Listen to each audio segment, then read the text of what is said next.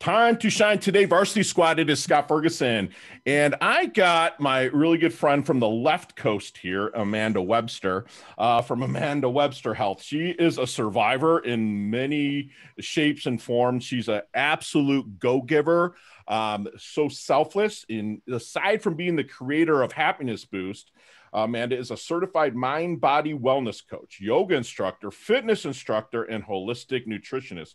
She's also a mother, humanitarian, and what my listeners that know me will understand that she's a suicide survivor, which is fantastic. She's been featured in publications such as Oxygen, Yoga Journal, Cosmo, and Women's Health on a variety of podcasts. So it's like pin a rose on her nose, right, squad? She's fantastic. And so, Amanda, thank you so much for carving out the time to come on the Time to Shine today. If you could, please come on, introduce yourself to the squad. But first, what's your favorite color and why? Pink, obviously. Ah, Thank you there so it much for is. having me here today, first and foremost. Thank you. Yeah. But yes, pink, I was always really girly girl. I always had that very, very girly girl personality, loved glitter, loved anything with sparkles. And as a teenager, I really kind of attached to that Elle Woods mentality. So it only amplified my obsession. If you look here behind me, you'll see this little Chewini. His name's Ricky. Oh, it's like Elle's little chihuahua I thing. actually had a little brown chihuahua that I'd rescued. I'd rescued 3 chihuahuas, and I had a little brown one. His name was not Bruiser, but he was adorable nonetheless. What a great movie, too. I love that. Love it, love it, love it. I was absolutely in love with Elle Larder back in the day. She was really pretty, yeah. Yeah, she's a beautiful woman, beautiful woman. So let's get to the origins of you, and let's kind of give your story of where you kind of started, maybe a little bit of the darkness, and how you came out to level up and be a complete go-giver. I love that you say origin story like I'm this superhero. I love it. This tragic backstory. So, I really grew up. I was very ostracized as a teenager, even as a child. I was very ostracized by my peers. I was not particularly accepted. I started therapy at a fairly young age when I started getting bullied in probably 4th or 5th grade. I started into therapy. And it never really did a lot for me, but that was what you're told you do. When you're struggling, you go to a therapist. That's what you do. And things just kept getting harder and harder. My dad found out he was terminal when I was in junior high. So I kind of had that dropped on me. And as a teenager, in my sophomore year, I was raped. So I dropped out of high school. And I think that only created more of that being ostracized, because at this point, I don't want anything to do with humans. Now I'm like, just get away from me. It used to be they didn't want anything to do with me. Now I didn't want anything to do with them. So I started to isolate more and more, become more and more depressed, fall into kind of that partying lifestyle. I lost my parents in my early 20s. So my dad when I was 20, my mom when I was 22. So I was kind of thrust into adulthood before I was particularly ready. And I know that sounds kind of sad because, I was already 20 and 22. I should have been in college and all this, but I was just still really reeling from a lot that had happened through my teen years. And I did go and get my GED and stuff. And I wanted to take the next step forward. I just didn't know what to do. I didn't know what I wanted. I didn't know who I was. And things just got really dark. After my mom passed away, I fell into drugs. I fell really deep into self-harm, even though that had been a coping mechanism before that. Prior to that, when I found out my dad was terminal, is when I started self-harming. And it just progressively got worse and worse. And it culminated in 2017 when the lead singer of Linkin Park, Chester Bennington, committed suicide. That was kind of my coping mechanism. Linkin Park had always been my coping mechanism. So I really just fell apart. I had no idea how to cope. I had no idea what to do. I fell really hard into the drugs and the self-harm, even more. So I lost my identity because now at this point, I don't have my parents. I don't have my coping mechanism. I feel like I'm all alone in the world. So I started using pretty heavily. I went into recovery about 6 months later when I met the surviving singer of Linkin Park, Mike Shinoda. But a few more months after that, I didn't deal with the underlying issues. So I wound up on a hotelage in a foreign hotel room in Canada. And I was just looking down, ready to jump. And in my life, I couldn't take it anymore. I couldn't take the pain anymore. I didn't know what to do. I didn't know where to go. And I thought that that was what was best for my son, what was best for everyone else in my life. And that was the last thing that I was thinking when I looked down. I hope this doesn't hurt, because I don't want this to hurt anymore. I just don't want to hurt anymore. And this is what's best for my son. So to all of those people that think that suicide is a selfish decision, my last thought before I jumped was, I'm doing this for my son. He's better off without me. Okay. And you're on the ledge, and then what? And then, ironically enough, the song Breaking the Habit by Linkin Park came on just outside my door, which is weird because it had been dead quiet in this place the entire 3 days I've been there. I didn't know there was a cleaning crew. There were no real people out and about. Super quiet. In that exact moment, the cleaning crew had turned on their music in a French-speaking province, mind you, and it was Breaking the Habit by Linkin Park. Linkin Park. Yeah, and I'm just, oh my God, like completely freaked out. I stepped back inside, and I thought that I was hallucinating, to be truthfully honest with you. So I went to the door. I looked outside. I had a little interaction with them in French and just said, "C'est ma chanson préférée." That's my favorite song. And I came back inside, and I fell apart. And I completely just lost my mind. I just completely fell apart on the floor because I knew in that moment, okay, something's telling me not to jump. I'm meant to be here, but I don't know what to do. I felt like I went to the therapy. I've been on so many medications. I can't even begin to list them all. They guinea pigged me on everything under the sun through my teen years, from the kids dose to the higher doses to just the new medications. I did that. I went the yoga route. I tried all these self-help books and programs and whatnot. I tried, to eat healthier or whatever, but nothing really helped. And I ended up on that ledge because nothing was taking that pain away. Nothing was, as I said, fixing me. Nothing fixed the problem. I think that's the mindset where I went wrong, was thinking that I was broken in the first place. Sure. That was one of the major things that I did wrong in that. But what else can you think? I was diagnosed SMI in my 20s, serious mental illness, which means I was told you will never have a functioning life. You will never be able to be productive. You'll never really be able to be successful because you have borderline personality disorder. You have an SMI. You're just never going to be productive. You're never going to be functional. You're never going to live a quote unquote normal life. That's what I was told. So we've just hit a major fork in the road moment here. So what made you, what was it that, because you're a phenomenal, successful person now, but what pushed you down that road to recovery? Because it sounds like you tried and exhausted all of these options. Now, what was it that kind of leveled you up and kind of pushed you in we'll call it the right direction? Well, there's a couple of instances that really, as we were talking about Elle Woods, was my Elle Woods moment. Number one was I went to a professional. I went back to my mental health professional right when I got back from Canada. I said, look, this is what happened. I got pushed to this point, but I'm going to be happy. I'm tired of being complacent. I'm tired of you just trying to keep me safe so I don't kill myself on your watch. I want to genuinely find happiness. And that woman looked me in the eyes and said, that is not possible for someone like you. And that was my Elle Woods bunny costume moment where I just thought, watch me. I'm going to prove you wrong. Watch me. And that lit the fire under me that I needed to really reanalyze myself, to take a step back and go, what can I do? What am I doing wrong? This isn't impossible. What do I do? And a part of it was really reevaluating the lifestyle I already had. That was my first step, was really reevaluating the lifestyle I already had and using my education as a mind body wellness coach, as my schooling as a holistic nutritionist, using that to analyze my life and then to say, okay, number one, what's missing? Number two, what do I need to add, to build upon? So I remember sending a text message to Diamond Dallas Page. I had become a DDP yoga instructor. And Diamond Dallas Page is a phenomenal person, but he was one of my childhood heroes growing up. So when I got to do his yoga certification, I'm not gonna lie, I kind of geeked out a little bit. But I texted him and I just said, look, I'm in a really hard place and I don't know what to do. And he was kind of that father figure to me because, as I said, my dad passed away and I bonded with my dad watching wrestling. So being able to reach out to him was really awesome because he kind of gave me that dad advice. And he said, I'll never forget this. He said, you did this to yourself. It's on you to undo it. Now, I know in the darkest of my days, I would have punched someone in the face for telling me that. Like, how dare you tell me that I made myself depressed Like, this is a culmination. I was assaulted. I lost my parents. Like, and those things are true. Like, I did have all of these things happen to me that had led me to that place. But I did have a say in the lifestyle that I led, and I was not leading a lifestyle conducive to mental health. So of course, I was constantly feeling bad about myself. I was constantly feeling fatigued. I was constantly exacerbating all of these symptoms of depression.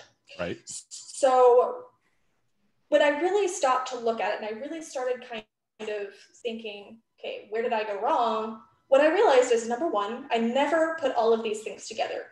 And that's a huge thing for people with depression, is we kind of tend to go all in. When you have that manic moment, you kind of go all into something. You're like, okay, I'm going to do this yoga challenge, and I'm just going to do yoga every day. And then that doesn't solve the problem. So you're like, okay, I'm going to eat really healthy for 5 days, or I'm going to go on this diet, and that doesn't help. So then you jump to the next thing. And that was a big part of the problem, was jumping from thing to thing.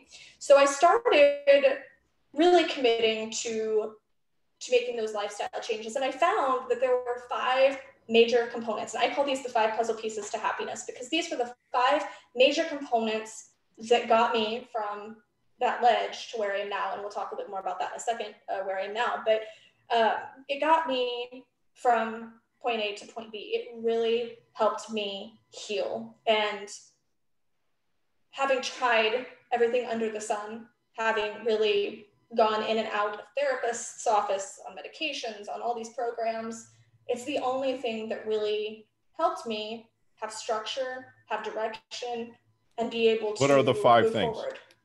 So the first one, like I said, was really meeting myself where I was, looking and analyzing my life, saying, okay, how can I boost myself in my happiness spectrum? Like, looking at happiness as a spectrum, because it is different for everybody. You know, we all experience happiness differently. And for somebody like me, I might not experience happiness in the same way as you. Right. My best friend, for example, her happiness, like when she's really over the top happy, she might be a 10, like on the scale. Her over the top, she just isn't very expressive about it. Right. While my over the top, I get excited about something and it lights up my body. I'm just like, oh, I know. Yeah, you express, right? I do. I'm very expressive. I get very excited. I get very emotional about things. So figuring out, number one, how I can start boosting that happiness spectrum. Number two, figuring out how I can stay at a more steady place on that happiness spectrum. So when I'm just walking the dog, or I'm just doing the dishes, how I can find happiness in that. So that was the first step, was really just analyzing where I was at, and figuring out where I was in the happiness spectrum and how I could improve that. So analyzing my life, essentially, like a kind of life. What's the third? Second, the second, you can't skip the second. So the second was learning how to emotionally eat the right way, because I am an emotional eater. I did get anxiety. I did get stressed out a lot. I did get a lot of frustration, and my response was to eat. And learning how to eat in a way that's conducive for mental health, mind you, without ever having to count anything. I never say count a damn thing. I never count anything in my life. But learning how to eat the optimal way for mental health. The third way is finding your fitness. The third puzzle piece is finding your fitness. And that does not necessarily mean going to the gym. That doesn't necessarily mean doing all these circuits. I have plenty of clients that never go to a gym in their life. They don't do circuits and stuff. Finding your way to introduce that into your life, even if you hate working out. So reaping the physical and mental benefits of exercise, even if you hate working out. The fourth one is the 3 C's of sustaining happiness. And that kind of gives you the tools you need to navigate stressful situations and people, stressful people. What are the 3 C's, Amanda? So the 3 C's are the compartments of your toolbox, and the coping, like learning how to cope, and then learning how to communicate. So the compartments, the coping, and the communicating. Got it. Learning how to, interact with other people. It's a highly underrated stress management skill. We don't learn that in school. We don't learn how to talk to people appropriately. And then the last one is cutting the crap. That's what I call it, cutting the crap. That's the name of the module. It teaches you how and what to let go of to be at the top of your personal happiness spectrum. Gotcha. So you moved in from really working on yourself, and you continuously do it to this day, because all people that are always leveling up do that. So how did that kind of roll into Amanda Webster Health in helping others? Because a lot of times people, when they go through it, and I'm a survivor of this too, sometimes they don't feel like they're good enough to do it. But what was that kind of kicker that said, okay, I'm good enough? And then what did you do to help others? I actually had never thought about helping others in this way. I thought, oh, great, I healed, cool. But then a lot of people kept asking me, how on earth did you go from where you were several months ago when I went public about my story of nearly committing suicide? Mm-hmm. People kept asking me, how the hell did you go from that to being so happy? Because it just showed I was a happier person.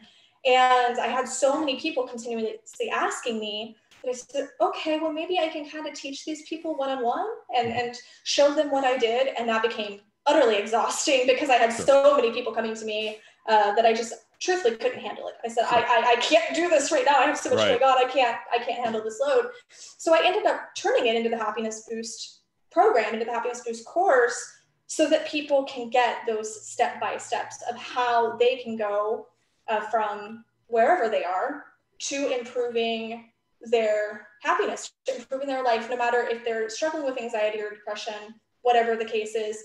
And the way we measure that is there's actually a standardized kind of test. It's called DASS, D-A-S-S, Depression, Anxiety, Stress scores. And when people first go into the course, I have them do the DASS evaluation so that we know where they are. And I have never had a client that has not gone up at least 5 points on, and that's like on the low end. I've had people go up as much as 15, 20 points on the DASS scale, which is really awesome because I remember when it's insane just because we underestimate how much power we have. That's where I messed up is I relinquished my own power and I stopped realizing that am I ever going to be quote unquote normal? Well, first and foremost, what the hell is normal? Secondly, probably not. And that's okay. That's okay, right. In November 2018, so this is about a month and a half after I nearly committed suicide, I took the DASS scale. And I took the DASS test. And my depression was at a 20, my anxiety was at a 16. Okay. And I retook that test in May of this year of 2020, and my depression was at a 3 and my anxiety was at a 2. That's amazing, especially with it being during COVID too. I mean, well, I will tell you that I have actually really almost enjoyed this quarantine. I don't enjoy why it happened, obviously, and I feel really horrible. My best friend got COVID, and I know that it's an awful thing, but I have enjoyed this time for me. I've enjoyed this time that I've been able to, number one, breathe, because I had so much going on, in developing the course and doing all that, and I had a lot of interviews and stuff, and I was kind of pulling myself a little thin there for a while, stretching myself a little thin, and just getting to sit down and read, just getting to sit down and go, you know what, if I feel like playing a video game for a few hours, do that, or just writing. Actually, I just finished writing a memoir that I've been working with a literary agent on, so I'm super excited about that. Amanda, so I got to do that. So Amanda, what do you think people misunderstand about you the most then? I think that, it's something that people misunderstand about not only me, but themselves as well. No, about you, please. About me specifically? That's tricky because I think that people look at me and they assume that I'm happy all the time and I never struggle because I've come out and I've said, you know what, I found this path to happiness, I found this way to get through the darkness. People look at me and say, well, you must be happy all the time. You must never have a struggle. You must never be upset. You must never have that anxiety anymore. That's absolutely not true. That's not a particularly reasonable goal. I'm sure there's some Buddhist monks somewhere that have achieved that. I am not one of them. And I do have, points of anxiety. I do have panic attacks sometimes even. I mean, we're in the middle of a global pandemic and sometimes that does get a little overwhelming. And there are moments where I do struggle with that. But now I know first and foremost that I'm going to come out on the other side of it. So when I do have that moment, I'm going to come out on the other side of it. And because I've learned those skills that I was talking about in the 3 C's to sustaining happiness, because I've learned those skills, I now can shorten the length of these these episodes of these issues. So when I have anxiety, I have a panic attack, stress kind of hits me, I know how to manage them, and I know how to get through it faster. So it doesn't completely take over my life. It's like, oh, okay, I'm feeling stressed right now. This kind of sucks. Beautiful. How am I going to deal with it? That's beautiful. So when someone comes into the program and, you know, you're looking to possibly take them on to help them, is there any good question that you wish they would ask you but never do? I wish that they would talk more about what they expect, because I want people to be very clear about their expectations going into any program, honestly, like going into any program, be it a coaching, mindset program. I feel like people tend to have kind of unrealistic expectations, like we were just saying, of what happiness or what fulfillment or what these things are. And that's why I started, you know, really pushing how much do you want to increase on your DAS scale, or what are your goals going through this? I didn't really do that as much at first, but I do wish that people would be more clear, you know, going in, what their goals and aspirations are. That's fair. That's 100% fair. So are you familiar with the movie Back to the Future? You're a little bit younger than me, but okay. So no, I've seen them all. Yeah. So let's get into the DeLorean with Marty McFly. Let's go back to maybe the 16 or 17-year-old Amanda. With the knowledge that you have now, what kind of knowledge nuggets, that's what we call them here at Time to Shine today, would you drop on 16, 17-year-old Amanda with what you know now? Maybe help her shorten her learning curve, level up, blast through. First and foremost, you're more powerful than you realize. You have way more power than these people have made you believe that you have. You're more capable.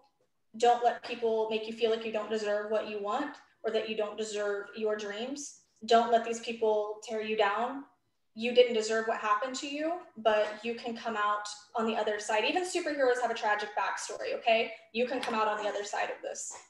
That's curious that you brought that up. Thank you for opening that door. A lot of people live in the superhero, I did before, because a lot of people will get stuck in that superhero where, you know, you have the backstory, you were suicidal, you went all through all the stuff, you blasted through. But do you ever find yourself having to actually go back and become a superhero again to level up even more? Because my coach had to pull me out of it, because he's like, once he pulled me out of it and he gave me awesome exercises that now I don't even think about the superhero syndrome anymore. I don't have that. So do you find yourself going back to having to have that feeling? Because I was regressing when I did it. You know, I was going back and going, oh man, okay, what kind of shit can I have happen to me so I can blast through again and be the freaking hero? Like, do you ever find yourself going there?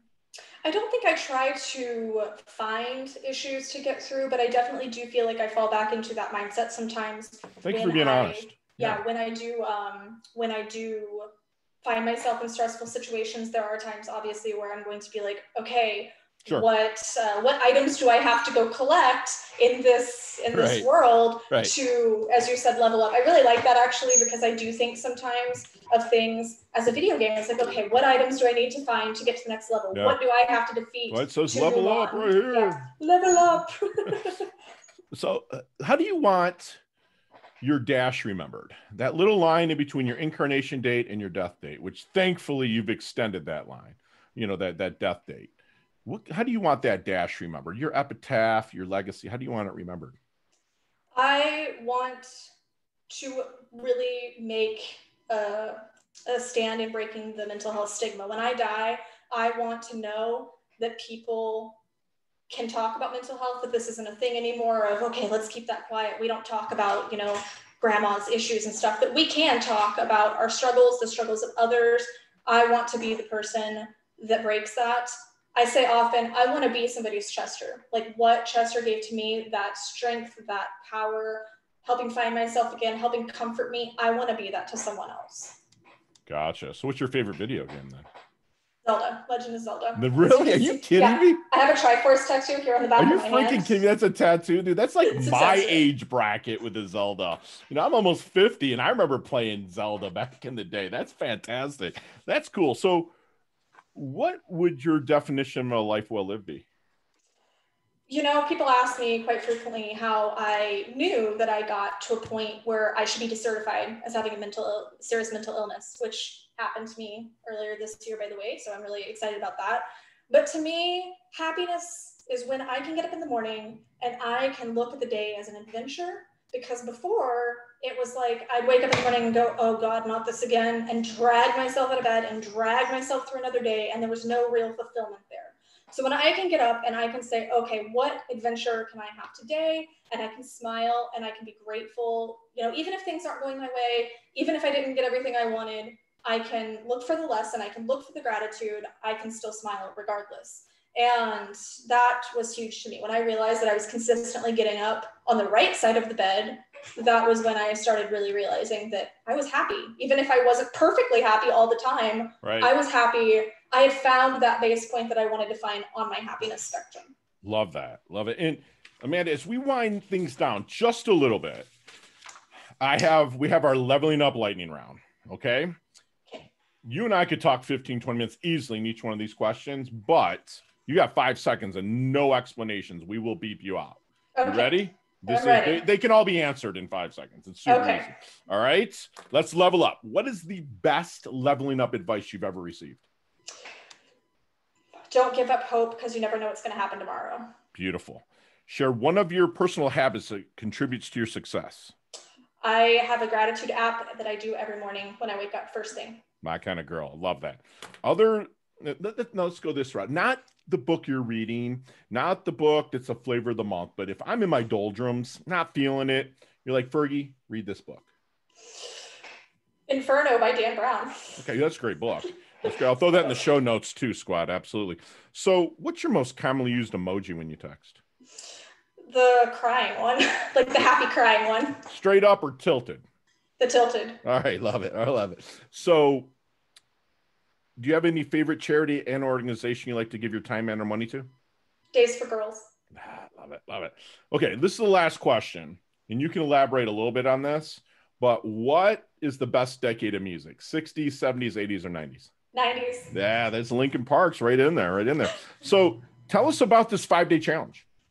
So I know that we've kind of touched a little bit on the 5 puzzle pieces of happiness, and I just want everyone to have the opportunity to go deeper so that they know the framework and that they can come out already having taken steps to boost their happiness. So even through the 5-day challenge, they're already going to boost those DAS scores. They're already going to be able to take the next step toward moving higher on that happiness spectrum. And they can also get what I consider kind of a bonus step, which is how to improve your focus to boost your happiness. And that's my free workbook. So everybody can get in that immediately. So they have something to do while waiting to get into the challenge. So how can we find you, Amanda? Happinessboost.life is where you can sign up for the challenge. And then that has all my social media buttons there, so you can check me out elsewhere. Love it. So it's happinessboost.life. Donnie, make sure that makes it in the show notes, please. Awesome. So leave us with one last knowledge nugget you want us to take with us, internalize, and take action on. Gotta think here for a second. So for just everybody in the term of mental health, or in the term of taking life, that first baby, step? life. You know, like I said, I want my memory to be breaking that stigma of mental health. Sure. So I want anybody that is out there that is struggling, or that knows somebody who is struggling, to know that there is somebody out there that cares if your light goes out. Hell yeah. I want you to know that if you ever need somebody, if you need to talk to somebody personally and you don't want to call a hotline or something, you can message me anytime. I don't care if I get 1,000 messages a day. I will respond to any person that is struggling and just needs someone to talk to, because I care if your light goes out. I love this woman. She's fantastic. Amanda was a person that was not accepted, total adversity throughout her whole life, squad. Lost her parents at a young age, raped, tried to commit suicide. That's just enough that many people would want to end it. So I understand why she might have walked that path. You know, she had basically a fuck you, a watch me moment when she had a mental health therapist who was supposed to try to help her level up, told her to basically it's never going to change. So she took that basically that bunny suit that Elle wore, and then she went and took responsibility from DDD, Diamond Dallas Page. You know, and what we say here at Time to Shine today, responsibility, the whole freaking word is rooted in responsibility, which is the ability to respond. And that's exactly what my friend Amanda did. She has the 5 puzzle pieces to happiness, which is going to have you emotionally eat correctly, find your fitness, compartmentalize, coping, and communicate, the 3 C's, cutting the crap. And I know I missed one, but we'll get back to that. But she's adding a bonus one to improve your focus on all of this. You know, she's going to say, live each day by day. Inch by inch is a cinch, is like we like to say here at Time to Shine Today. Inch by inch is a cinch, by the yard it's hard. She does it inch by inch. You know, she's going to ask you, if you're working with any kind of coach, ask the coach what they expect of you. Don't tell the coach, have the coach. Any good coach is going to ask you that anyways, but ask that coach what they expect of you. She's going to remind you that you are more powerful than you realize, and you deserve everything great in life. She is a person that's she's a living legacy right now, peeps, but she's making a stand in breaking the mental health stigma. And she is the perfect person. If you're watching on YouTube, she's absolutely beautiful, and she's a survivor. And she's going to ask you to look at each day as an adventure, even if it's bad. Look for the knowledge nuggets in there that'll help you level up and live fulfilled in these moments. And my friend Amanda levels up her health, levels up her wealth. She gave me a whole page of notes, if you can see that on YouTube, that I'm going to use to help myself level up. She's a beautiful person. She's earned her varsity letter here at Time to Shine Today. And thank you so, so much for coming on. We look forward to collaborating with you in the future, my love.